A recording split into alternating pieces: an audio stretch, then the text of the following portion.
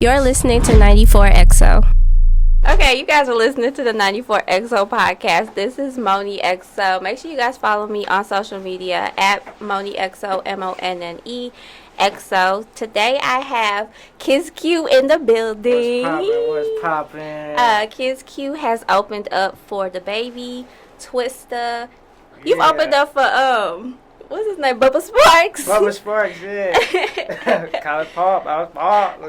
Yeah, so he has 2 EPs out right now. The first one was called Push. Yeah. And the new one is called Jump. So let's get into that. So why did you name it Jump? Well, for starters, let me, formally introduce myself. It's your boy, Chet12. It's your boy, Kizz Q, Kizz, capital Q. And I'm in the building with my girl, MonneXo. Alright, so let's jump into that. Push was kind of formulated as like a small EP to kind of build some boost for myself and some buzz for myself for my most recent EP that I just dropped, which was Jump. So it was kind of like a preview before the big event. You know what I'm saying? So and I feel like that had a good impact too, leading up into me dropping Jump. So. Like I said, Push was kind of just a motivational little small EP to kind of uplift people and just listen to some dope lyrical, music. And then that kind of, helped sculpture the concept of Jump. So Jump, which is my most recent EP that I dropped earlier this year, it's out on all available platforms. Go cop that. If you haven't heard it, you should check it out. It's hot. ASAP. But yeah, Jump was just inspiration from a lot of things that I was encountering at the time, dealing with like family situations and people outside of me dealing with certain things like battles and trials and stuff. So like with the cover art, like I saw that it's you and it's a bridge, and then like in the intro you're like talking about jumping off the bridge. And who was that talking on the intro with? That was my producer, Flight. Okay. He's like, don't jump off the bridge, basically.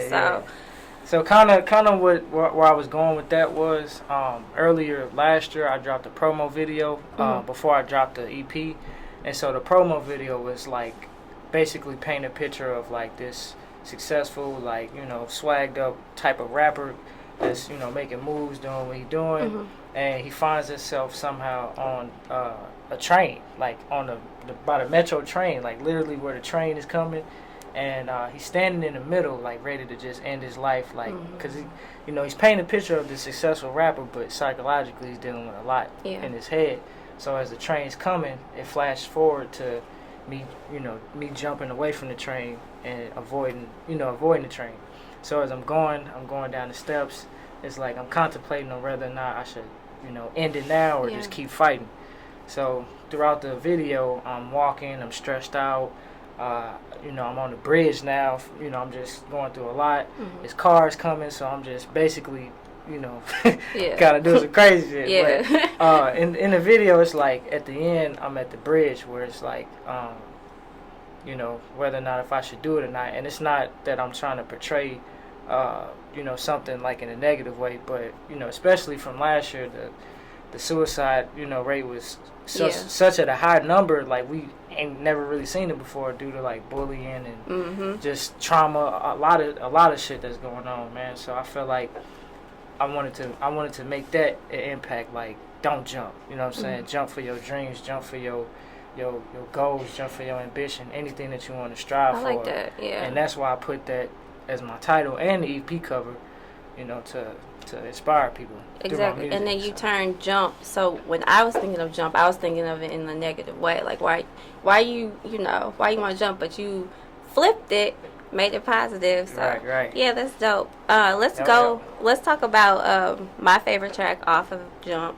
It's called Ain't Playing. Go ahead. And it's my favorite because just the first verse. Like you sent me all the lyrics to it, but it just popped out and it stood out to me. So go ahead and like elaborate on what you were thinking about when you wrote this first verse off of this track. Yeah, straight up, man.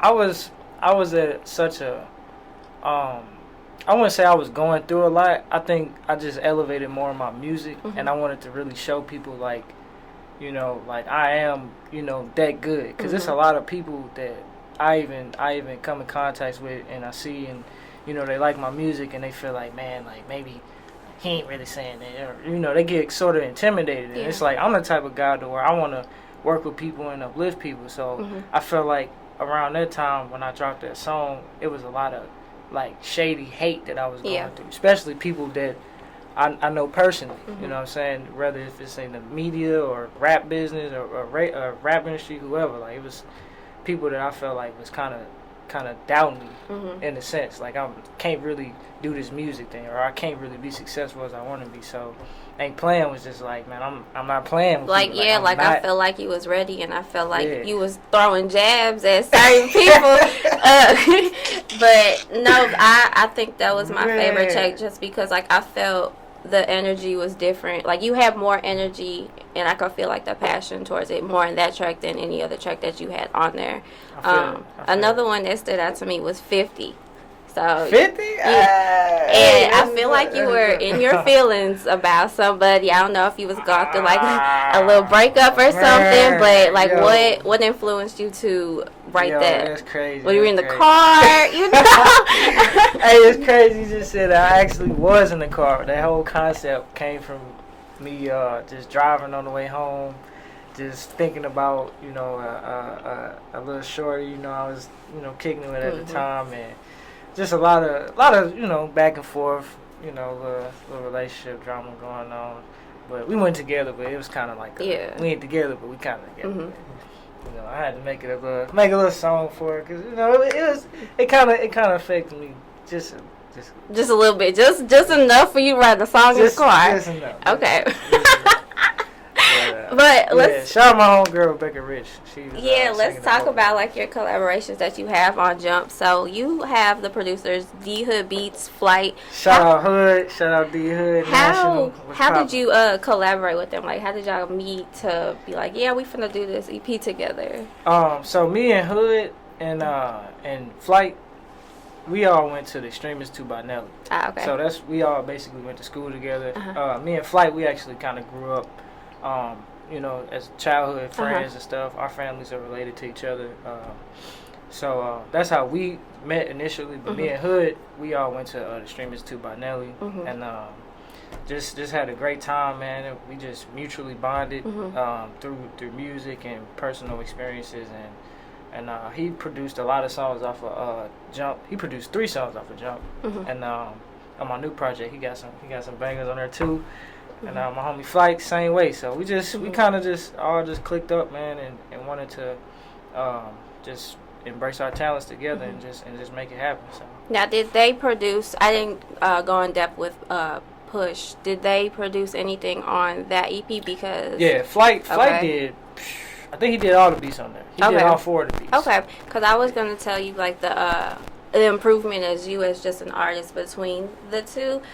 I could see that you were more like comfortable doing Jump compared to Push. It was kind of like, I don't know if I want to talk about this, but I'm gonna talk about it because I feel like this is what I should talk about. Whereas I feel with Jump, you were more comfortable like with yourself, and you were more focused on this is what I feel, this is what I want to show y'all, this is the real me. So I could definitely see the energy was different between the two. That's how you picked that up. That's 100. I'm like excited to hear your new project because I feel like now you're more confident.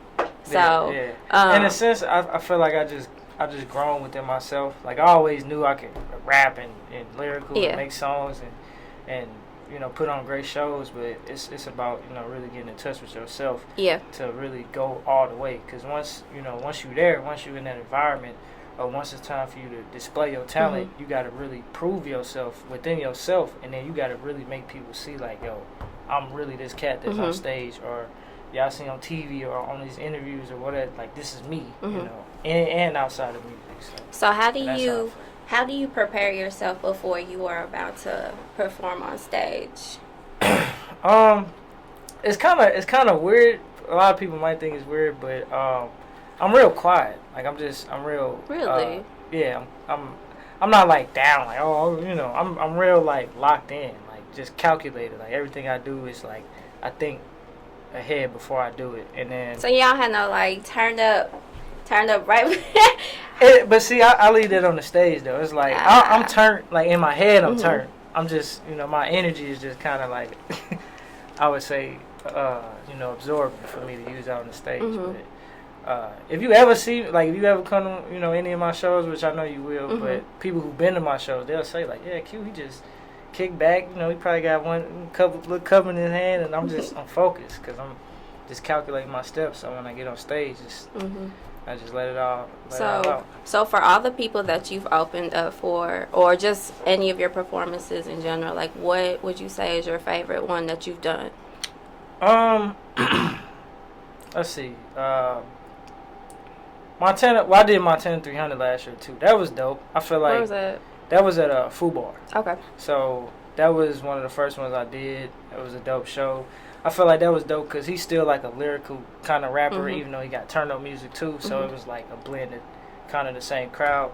And I felt like, within my music, that's definitely how I market my sound too, because I got the lyrical sound and I got the melody sound. So it's like, best of both worlds.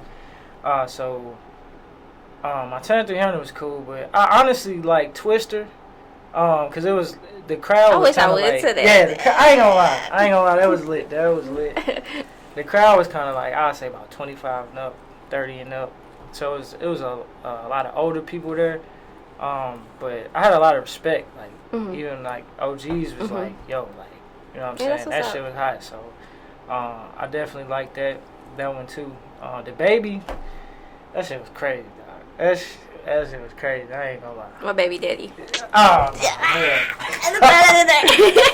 No, that shit was lit too, though. But I got another show coming up pretty soon too. It's gonna be lit. Yeah. So open up for anybody big. I'm working on the show with NLE Chopper. December 27th. Yeah. So I'm gonna be let's just say I'm gonna be killing that stage. You gonna be ready? And oh yeah. You gotta be ready. Coast to Coast actually hit me up too. It's this credible mixtape website. They got shows that they do all across the world pretty much, and they booking me for some shows in Atlanta next year. That's what's up. Yeah, and then I'm going on this. I'm setting up a college tour. I'm gonna be going on with a couple promoters that I'm in good contact with. We're gonna be hitting a couple HBU colleges up too during the spring, and the summer. So you're gonna be booked and busy. Oh yeah. All right. It's go time. So go ahead and let us know where we can find your music. Yeah. Hit you up on social. On all social media platforms, follow me at KIZZQ. By the way, BYTHEWAY. Artist name is Kizz Q, KIZZQ. Follow me on all social media platforms. Google me, Wikipedia, whatever site that's credible, you're gonna find me on, man. I got a new project that I'm gonna be releasing. I'm gonna give y'all an expected date. It's definitely gonna come out in January. I got singles coming out, new music coming out, and my new project dropping. Smooth Assassin. It's gonna be lit. Alright, you guys listening to the 94XO podcast. Make sure you guys follow me on social at MonneXo, MONNEXO. We out. Be easy. You're listening to 94XO.